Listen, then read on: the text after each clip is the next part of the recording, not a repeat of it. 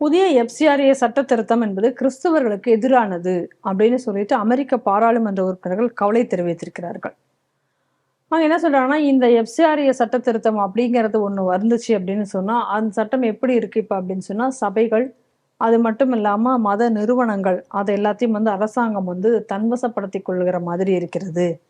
இது கிறிஸ்தவர்களுக்கு எதிரானது. இதனால இந்தியா மற்றும் அமெரிக்கா அவனுடைய இருதரப்பு உறவுகள்ல கூட ஒரு கவலைக்குரிய விஷயமாக அந்த உறவுகள் கூட மாறக்கூடும் அப்படின்னும் சொல்லியிருக்காங்க. இது ஏன்னா இது கிறிஸ்தவர்கள் மேல உள்ள நேரடியான ஒரு தாக்குதல் அப்படின்னு சொல்லி இப்போ அவங்க சொல்லியிருக்காங்க. அதுக்கு இந்தியாவும் தரப்பில இருந்தும் மிகப்பெரிய கண்டனங்களை எல்லாம் அவர்களும் தெரிவிச்சிருக்காங்க. இது எங்களுடைய உள்நாட்டு விவகாரம். அதுல நீங்க எப்படி இது பண்ணலாம் அப்படின்னு சொல்லி. அவங்க எதை முக்கியமாக எதிர்க்கிறார்கள் அப்படின்னு சொன்னா, ஒரு எஃப்சிஆர்ஏ ஒரு நிறுவனம் வைத்திருக்கிறது. அதை ரினிவல் பண்ண முடியாட்டோ அல்லது அரசாங்கமே அதை ரத்து செய்தாலோ அந்த நேரத்துல என்ன ஆகும்னா, அதற்குரிய அந்த சொத்துக்கள் அனைத்தும் அரசாங்கத்திற்கே போய் சேரும் அப்படிங்கிற மாதிரியான ஒரு ரூல கொண்டு வந்திருக்காங்க.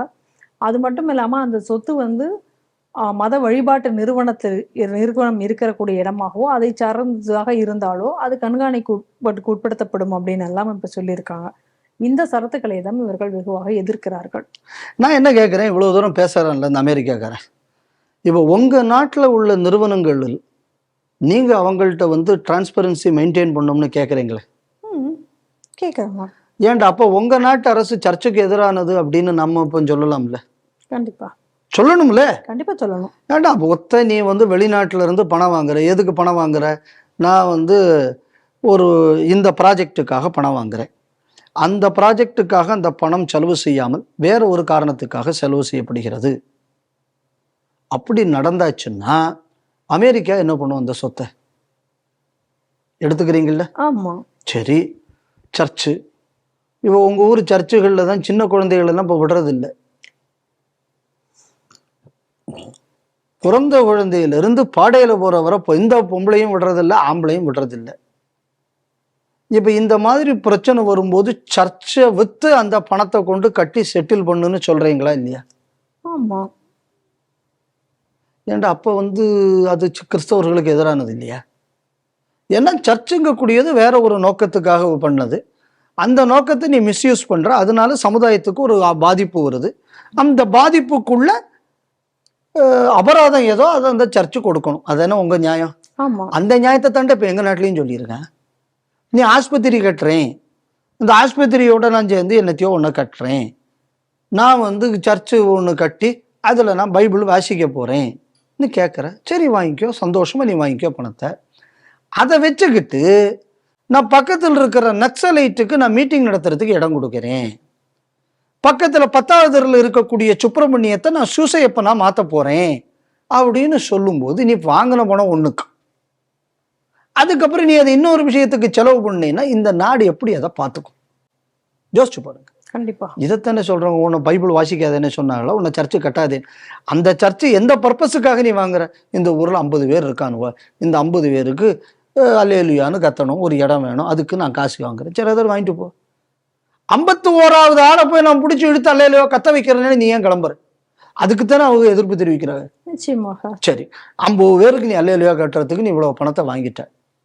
அந்த பணத்திலிருந்து ஒரு பாதிரியார் அதை அப்படியே லவுட்டிவிட்டு வேற ஏதோ ஒரு வேலைக்கு கொடுத்துட்டு போயிட்டாரு.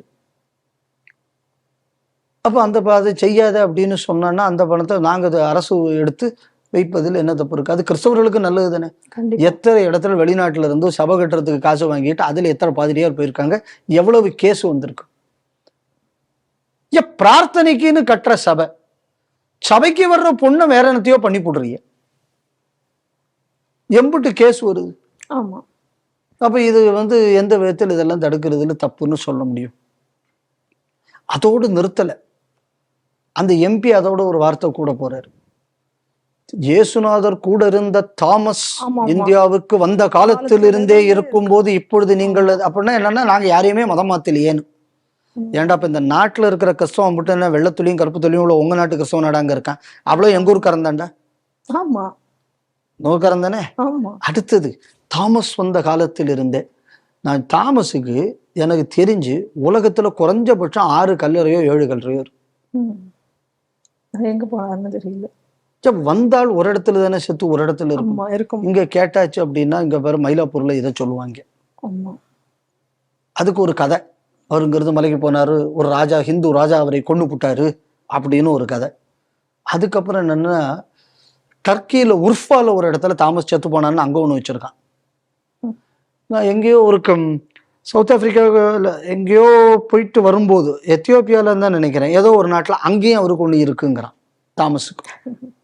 என்னடா செத்தாள் ஒரு ஆளு தானே, அவருக்கு எப்படி இப்படி இடத்துல இருக்கும். அதுக்கப்புறம் இன்னொரு கூத்து என்னன்னா, இயேசுநாதருக்குள்ள கூட இருந்த டிசைபிள்ஸ் பைபிள் படி எல்லாருக்கும் இயேசுநாதருக்குள்ள வயசு கிட்டத்தட்ட. அப்ப இயேசுநாதர் சாகும் போது எல்லாருக்கும் கிட்டத்தட்ட அந்த வயசு இருக்கும்.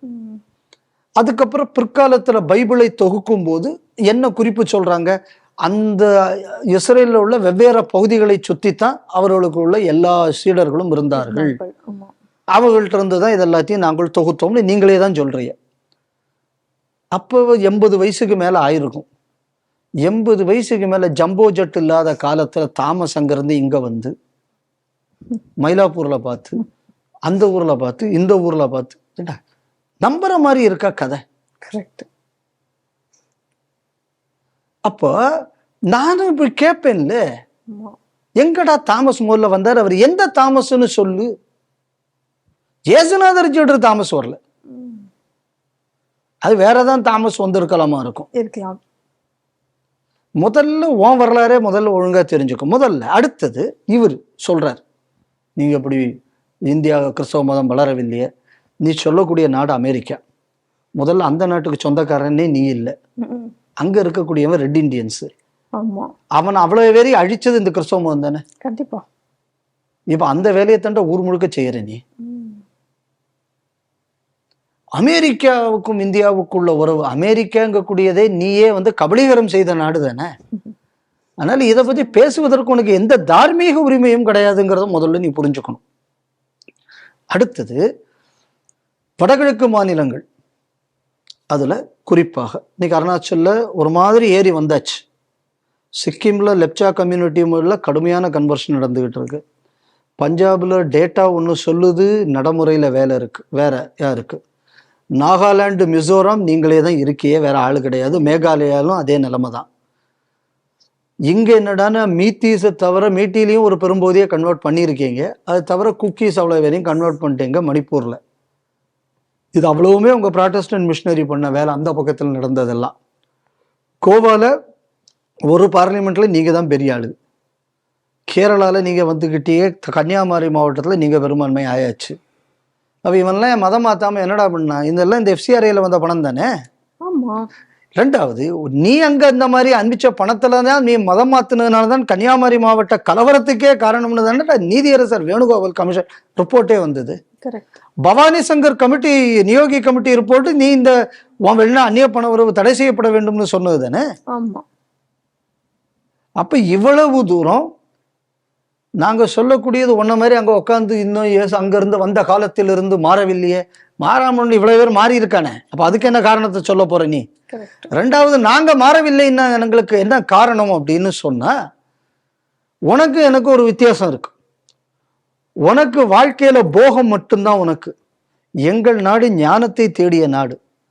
அதனால ஒரு மெட்டீரியலிஸ்டிக் மைண்ட் செட்ல இருக்கிறவன் இன்னொரு மெட்டீரியலிஸ்டிக் மைண்ட் செட் இருக்கக்கூடியவன் வரும்போது அதை தடுத்து உயிரை கொடுத்து போராடக்கூடிய தியாக உணர்வு அவனுக்கு இருக்காது. எங்க நாட்டுக்கு அப்படி இல்லை. நான் செத்தேனா போடா, இந்த உடம்ப போட்டா அடுத்த உடம்ப நான் எடுத்து திருப்பி நான் வரப்போறேன். என் வாழ்க்கையின் லட்சியம் நான் இறை நிலையை அடைவதே தவிர, என் வாழ்க்கையின் லட்சியம் பரலோக ராஜ்யம் வரப்போகிறது, நான் அங்க போய் நல்லா சௌரியமா அங்க போய் கட்டில படுத்துக்கிட்டு தூங்கிட்டு சந்தோஷமா இருக்கு, அது என் நோக்கம் இல்லை. ஒயின் ஓடக்கூடியதுக்கு இடையில ஹௌரிக்களுடன் நான் சந்தோஷமாக ஜாலியாக இருக்கணும், அது எனக்குள்ள வாழ்க்கையின் லட்சியம் இல்லை. என் வாழ்க்கையின் லட்சியமே எனக்கு வேற. அதனால தாண்டா நாங்க இன்னும் பிடிச்சு நிக்கிறோம். அதனாலதான் வீரத்துறவி அப்பப்போ சொல்லுவாரு, ஒரு குழந்தை உள்ளவரை போர்க்கொடி பறந்துடும். ஏன் அந்த வார்த்தையை சொல்றாரு? இந்த ஹிந்து தர்மத்தை காத்து நிற்கக்கூடிய அஸ்திவாரமாக நான் சந்தோஷமாக நான் இருந்து கொண்டிருக்க வேண்டும் என்பது என் பிரார்த்தனை. இதுதான் இந்த நாட்டின் சிந்தனை மரபு. இந்த சிந்தனை மரபு இந்த நாட்டில் இருந்ததுனால உன்னால மாற்ற முடியல. நீ மாறி போயிட்ட. இந்த பேசக்கூடிய ஆளு எங்கதோ ஒரு நாட்டில இருந்து அமெரிக்காவுக்கு போய் சேர்ந்த ஆளு. கண்டிப்பா. இதுக்கு முன்னாடி இருக்கும்போது கான்ஸ்டன்டைனுக்கு அப்புறம் ரோம பேரரசில் இருந்து கிறிஸ்தவம் பரவுனதுக்கு அப்புறம் பாதிக்கப்பட்ட ஆள். ஆமா. ஆனா நாங்க அரிசி குருணைக்கு அடிவதைக்கெல்லாம் சளைக்காமல் இவ்வளவு ஆண்டுகள் வந்திருக்கோம். ஆனால் எப்படிப்பட்ட எங்க நாட்டுல நாங்க எதை பார்க்கிறோம்னா, நீ கொண்டு வரக்கூடிய பணமும் நீ கொண்டு வரக்கூடிய இந்த போக எண்ணமும் எங்கள் நாட்டில் இருக்கக்கூடிய தியாக மரபை கொச்சைப்படுத்துகிறது, அழிக்கிறது. அது எல்லாத்தையும் கூட உனக்கு அக்கௌண்டபிலிட்டி இல்லை. ஏன் பணம் வாங்குறாங்க, வாங்கின பணத்தை நீ செலவு என்ன செலவு பண்ண கணக்கை காட்டு. நான் கணக்கை கொடுக்க மாட்டேன். அப்ப நீ திருடன் தானே அர்த்தம்.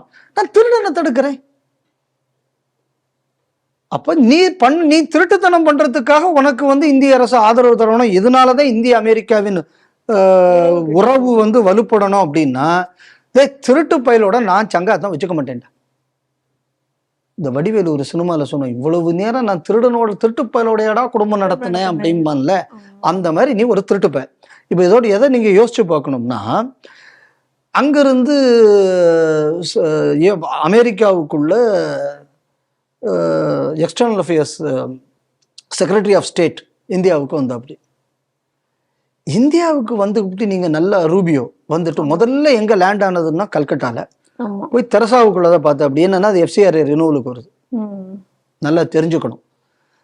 அதுக்கு அடுத்தது நீங்க பாத்தீங்க அப்படின்னா, இங்க வரும்போது செர்கியோ கோர் என்ன சொல்ற, அப்படி சப் ரீஜனல் நேஷனலிசம் அப்படிங்கிறாங்க. இது இந்த பேச்சுகள் நடக்கக்கூடிய நேரத்துல காக்ரோச் பார்ட்டி போராட்டம் வருது. எல்லாத்தையும் நீங்க கோத்து வச்சு பாருங்க. இந்த காக்ரோச் பார்ட்டி போராட்டத்துக்கு பின்னணியே இந்த எஃப்சிஆர்ஐ சட்டம் தான். இதை வச்சு எப்படியாவது இந்த அரசு அடிபணிய வைக்கலாம்னு பார்த்தாக தெளிவாக மோடி அரசாங்கம் நின்று விட்டது. அதனால இவங்களால அதை ஒன்றும் செய்ய முடியலை.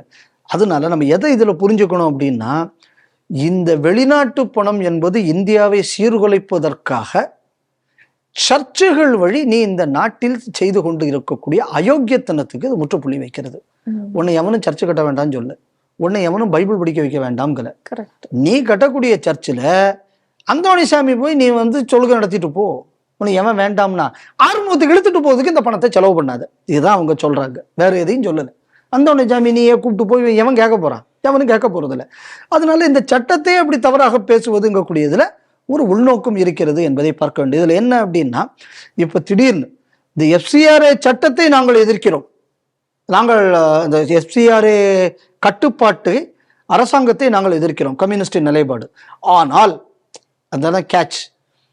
ஒரு கம்யூனிஸ்ட் எம்பி சொல்றாரு, என்ன சொல்றாருன்னா, இதை பற்றி அமெரிக்கா பேசுவதற்கு நாங்கள் கண்டனம் தெரிவிக்கிறோம். இது எங்கள் உள்நாட்டு விவகாரத்தில் அமெரிக்கா தலையிடப்படாது.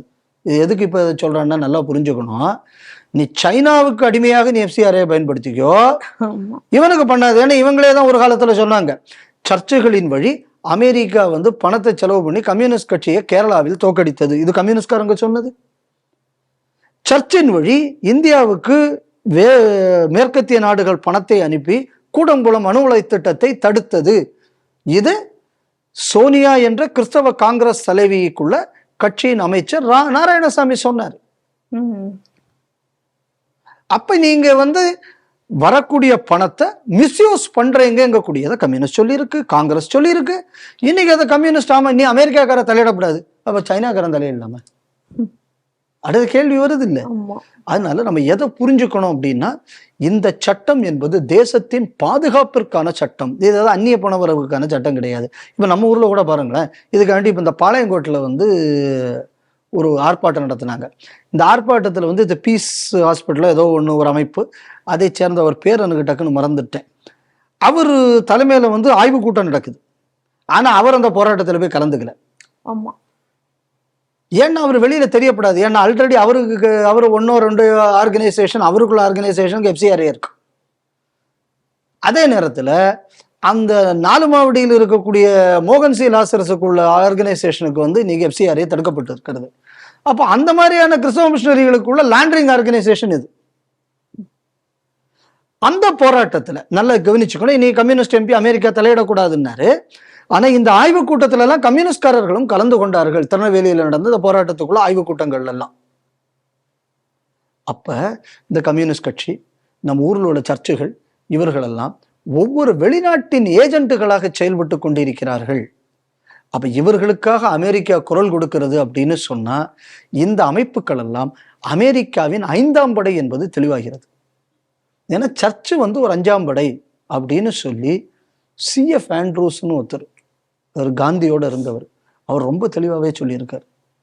இவனுக்கு 5ஆம் படடா இந்த சர்ச்சு அப்படின்னு நம்ம சுதந்திர போராட்ட காலத்திலே அவர் சொன்னார்.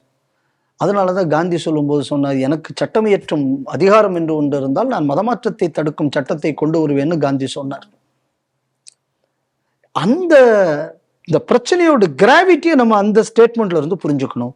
இன்னைக்கு அமெரிக்கா இந்த மாதிரியான விஷயங்கள்ல தலையிடுகிறது, இதற்காக அமெரிக்காவில் பேசுறாங்க அப்படின்னு சொன்னா இந்தியாவை டீஸ்டபிளைஸ் பண்ண சர்ச்சுகளை தொடர்ந்து அமெரிக்கா பயன்படுத்தி வருகிறது என்பது உறுதியாகி உள்ளது. அதனால சர்ச் என்பதை வழிபாட்டு தலமாக தயவு செய்து யாரும் பார்க்காதீங்க. ஒவ்வொரு சர்ச்சும் இந்த தேசத்தை நிர்மூலமாக்குவதற்காக உருவாக்கப்படும் அழிவு கேந்திரங்கள் என்றுதான் நாம் பார்க்க வேண்டும்.